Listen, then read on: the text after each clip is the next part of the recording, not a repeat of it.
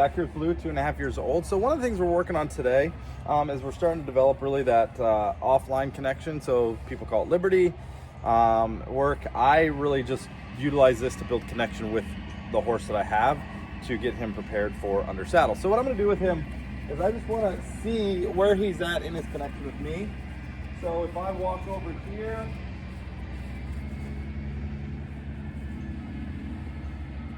I want to have him connected to me. And before I can do anything really offline, it's important to have the feet move, but you have to really tap into the brain on these horses. And it doesn't matter what horse you're working with.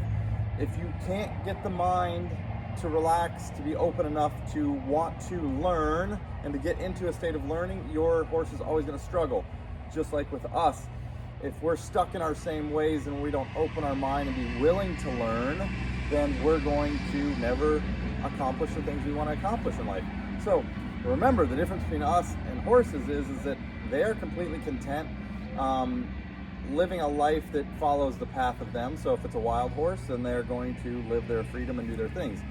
The great thing about when we work with horses that end up being in captivity or domesticated horses is that they don't have that roaming freedom that they would if they were wild. So we want to make it really exciting for them to want to work with us. Remember, they spend typically 23 hours a day without us in most cases.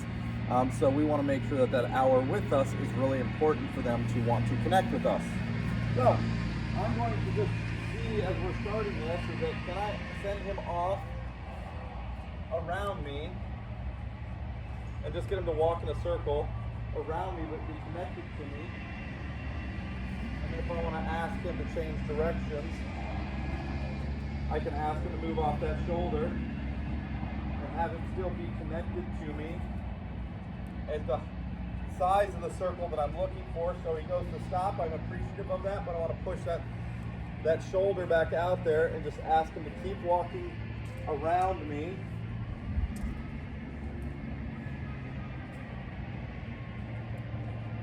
Good, and so once he takes that step around me and stays on his track, then I'll allow him to come back in and face me.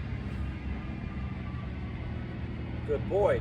So as we work on this, we build up that connection where we can start to do walk, trot, canter in the size of circle that we want.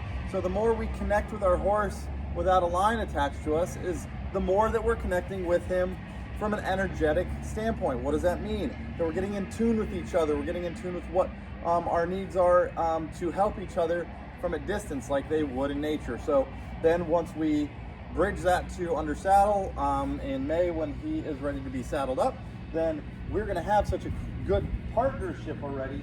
And he took a bit to want to really start to be connected to me. But I want him to be so connected to me that it doesn't matter what I do, that he wants to be there. If you don't have that connection first,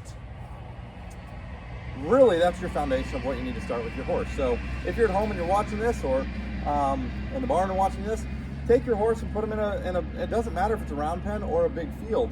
Sometimes it's better to start this in a big field because you can see where your connection is with your horse when you go out there. Can you get them to want to be connected to you when you're out in a bigger space? Always a little bit easier sometimes to start in a smaller space if that makes you feel more comfortable. But remember, the connection is outside of the arena, outside of the covered arena, outside of the round pen. The connection is once you have that connection with your horse, it doesn't matter where you take your horse.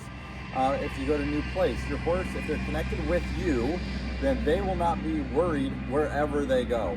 And as long as they feel safe with you and that you're going to be a good guide to them, it's going to make them happier, it's going to make them feel better, and it's going to help your journey along the way. And I want to see, and I'll always check with him. So his ears are behind him, so he's looking at something behind him right now.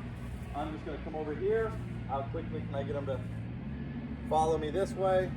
How quickly can I get him to follow me this way? So I lost him because he's looking at something over there. So I want to bring him back over here. So I'm going to ask him to come back to me. Good.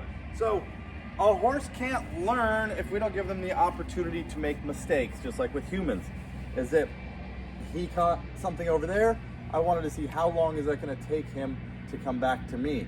So when I look at a horse on the ground at liberty, if it takes him 3 minutes before he comes back to me, I'm gonna look at the severity of his being in tune with something else, and how is it just standing there? Does he get tense in his body? How long does it take him to come back and join up with me from a connection aspect?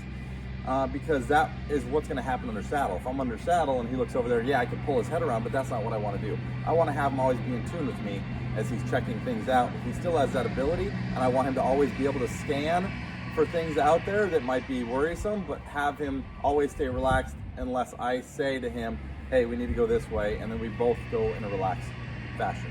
Thanks so much for watching.